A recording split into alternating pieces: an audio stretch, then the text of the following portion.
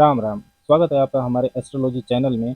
आज हम बात करेंगे 14 मई 2025 को होने वाले गुरु गोचर की। जब बृहस्पति वृषभ राशि से निकलकर मिथुन राशि में प्रवेश करेंगे तब कन्या वालों पर इसका क्या प्रभाव दिखाई देगा। कन्या राशि वालों की कुंडली में बृहस्पति 10वें भाव में मिथुन राशि में प्रवेश करेंगे।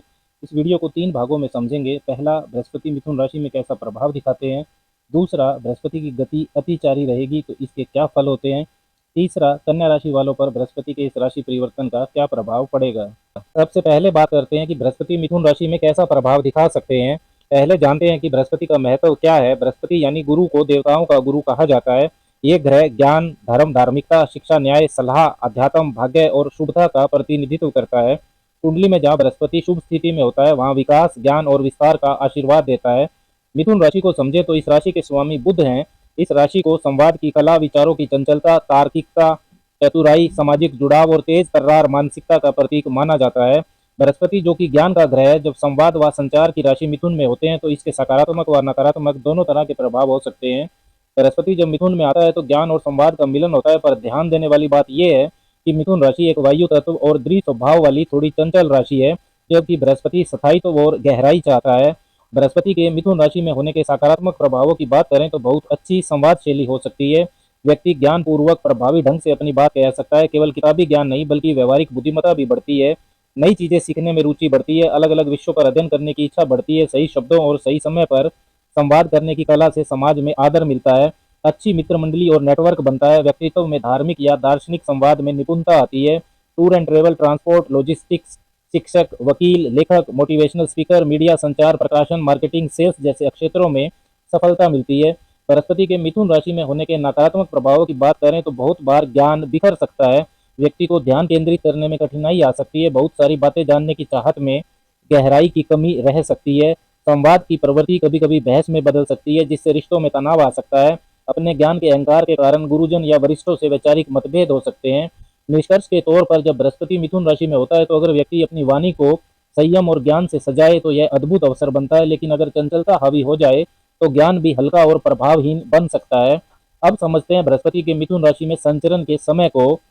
बृहस्पति 14 मई 2025 को मिथुन राशि में प्रवेश करेंगे। 5 महीने बाद ही 18 अक्टूबर को वह कर्क राशि में प्रवेश कर जाएंगे।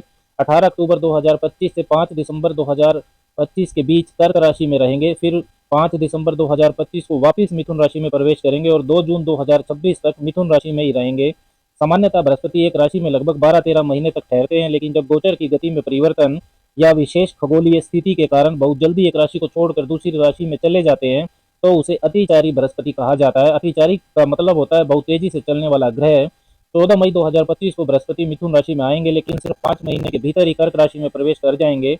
यही कारण है कि इस बृहस्पति को अतिचारी बृहस्पति कहा जा रहा है। अतिचारी बृहस्पति के विशेष प्रभाव की बात करें तो सामान्य गोचर में बृहस्पति धीरे धीरे लेकिन गहरा प्रभाव छोड़ते हैं, लेकिन जब वे अतिचारी हो जाते हैं तो उनके फल जल्दी दिखने लगते हैं, परंतु यह फल अक्सर सुपरफिशियल, सतही या अस्थिर हो सकते हैं। स्थायी बदलाव कम होते हैं और परिस्थितियां जल्दी बदल भी जाती हैं। लोग जल्दी निर्णय लेने लगते हैं। कभी अच्छा होता है, कभी गलती भी हो सकती है। निष्कर्ष के तौर पर जब बृहस्पति अतिचारी होता है तो जीवन में तेजी से अवसर और बदलाव आते हैं। स्थिर और गहरे फल कम होते हैं, इसलिए समय का सही उपयोग और समझदारी से फैसले लेना बहुत जरूरी होता है। अब समझते हैं कि कन्या राशि वालों पर अतिचारी बृहस्पति क्या प्रभाव डालेंगे। कन्या राशि वालों के लिए बृहस्पति चतुर्थ भाव और सप्तम भाव के स्वामी होते हैं। चतुर्थ भाव माता सुख, घर, वाहन, सुख सुविधाएं, मानसिक शांति, स्थायी संपत्ति से जुड़ा हुआ होता है। सप्तम भाव जीवन साथी, विवाह, वैवाहिक जीवन, साझेदारी, व्यापार और सार्वजनिक छवि से संबंधित होता है। अब जब बृहस्पति दसम भाव में मिथुन राशि में प्रवेश करेंगे तो वे इन दोनों भावों के फल यानी चतुर्थ और सप्तम भाव के फल दसम भाव कर्म क्षेत्र के माध्यम से देंगे।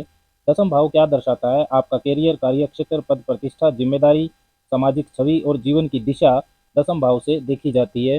गुरु के मिथुन गोचर का कन्या राशि पर प्रभाव की बात करें तो सबसे पहला महत्वपूर्ण प्रभाव यह होगा कि आप करियर में नई ऊंचाइयों की ओर बढ़ेंगे। दसम भाव में गुरु का गोचर आपके प्रोफेशनल जीवन में बड़ा बदलाव लेकर आएगा। प्रमोशन, नई जॉब के अवसर या कार्य क्षेत्र में सम्मान प्राप्त हो सकता है। आपकी समाज में छवि और मान सम्मान बढ़ेगा। जो लोग मैनेजमेंट, शिक्षा, कंसल्टिंग, कानून, धर्म, शिक्षण, काउंसलिंग जैसे क्षेत्रों से जुड़े हैं उनके लिए ये गोचर बेहद शुभ रहेगा। दूसरा प्रभाव होगा कि घर परिवार और जीवन साथी से जुड़ी जिम्मेदारियां बढ़ेंगी। चतुर्थ और सप्तम भाव के स्वामी दसम में होने से घर और दाम्पत्य जीवन से जुड़ी जिम्मेदारियां बढ़ेंगी। विवाह योग्य जातकों को अच्छा रिश्ता मिल सकता है। शादीशुदा लोगों को जीवन साथी के साथ मिलकर कोई महत्वपूर्ण निर्णय लेना पड़ सकता है। तीसरा महत्वपूर्ण प्रभाव दिखाई देगा कि सार्वजनिक जीवन में सफलता और पहचान बन सकती है। जो लोग राजनीति, समाज सेवा, पब्लिक रिलेशन या किसी प्रकार के लीडरशिप रोल में हैं, उन्हें प्रसिद्धि और सम्मान मिलेगा। लोग आपकी सलाह को गंभीरता से लेंगे। समाज में आपका नाम और प्रभाव बढ़ सकता है। चौथा महत्वपूर्ण प्रभाव यह होगा कि आपको घर, वाहन या प्रॉपर्टी संबंधित कोई महत्वपूर्ण निर्णय लेना पड़ सकता है। बृहस्पति चतुर्थ भाव के स्वामी और दसम में गोचर कर रहे हैं, जहाँ से बृहस्पति की सातवीं सबग्रही दृष्टि चतुर्थ भाव पर रहेगी। तो यह समय प्रॉपर्टी, घर की खरीद फरोख्त, रेनोवेशन या वाहन से जुड़े कार्यों के लिए अनुकूल हो सकता है। माता के स्वास्थ्य या घर के सदस्यों की भावनात्मक जरूरतों पर ध्यान देना जरूरी होगा। पांचवा प्रभाव यह होगा कि जीवन में दिशा और स्थिरता मिलेगी। जो लोग अब तक करियर या निजी जीवन में अस्थिरता महसूस कर रहे थे, उन्हें इस गोचर के दौरान स्थिरता और स्पष्ट दिशा मिलेगी। आप भविष्य की अच्छी प्लानिंग समझदारी से कर सकते हैं। अब बात करते हैं कि कन्या राशि के लिए अतिचारी गति के बृहस्पति गोचर के दौरान कुछ प्रमुख सावधानियां रखने की भी जरूरत है। पहली सावधानी ये है कि योजनाओं में बदलाव और विलंब होना संभव है। जब ग्रह अपनी अतिचारी गति में होते हैं तो किसी भी प्रकार की योजना या यात्रा में विलंब और अवरोध हो सकते हैं। यह समय प्रोजेक्ट्स को फिर से पुनः मूल्यांकन करने और गलतियों से सीखने का है। कोई भी नया कार्य शुरू करने से पहले इन बातों का ध्यान जरूर रखें। आर्थिक मामलों में सतर्कता रखें। यह समय वित्तीय फैसले लेने में जोखिमपूर्ण हो सकता है। अतिचारी गति के दौरान निवेश और खर्चों में सावधानी बरतें। पुराने ऋण या आर्थिक समझौतों में सुधार और समझौतों की समीक्षा कर लें। स्वास्थ्य और मानसिक तनाव को लेकर भी सावधानी रखें।